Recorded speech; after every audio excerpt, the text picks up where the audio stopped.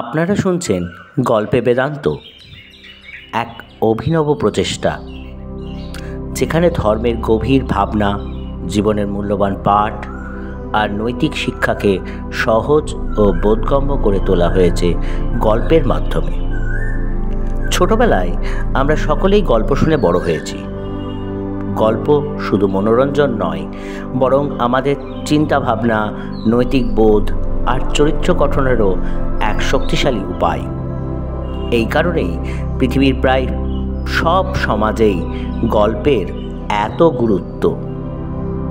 ভারতের ধর্মীয় শিক্ষার মূল ভিত্তি যেখান থেকে এসেছে, সেই বেদান্ত তার কঠিন দর্শনীয় ভাবনাগুলোকে সাধারণ মানুষের কাছে সহজ করে তুলতেই যুগে যুগে সাধকরা আশ্রয় নিয়েছেন নানা গল্প, উপমা আর রূপকের। এই অডিও সিরিজে আমরা আমাদের শোনাতে চলেছি সেই রকম কিছু গল্প যেগুলি ধর্মীয় ভাবনা ও নৈতিক শিক্ষায় ভরপুর।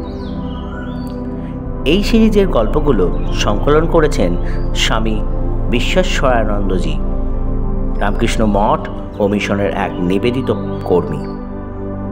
একটি সর্বভারতীয় গল্প পুস্তক প্রতিযোগিতায় এই সংকলনটি সর্বোত্তম হিসেবে নির্বাচিত হয়েছিল।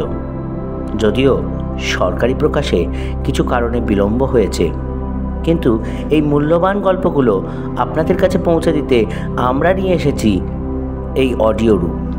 চলুন এবার ডুবে যাই গল্পের জগতে, যেখানে আছে উপদেশ, ভাবনা, শিক্ষার ছোঁয়া আর জীবনের গভীর উপলব্ধি।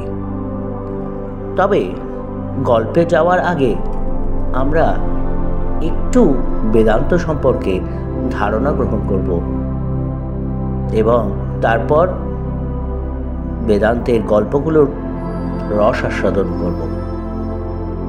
সকলেই ভালো থাকবেন।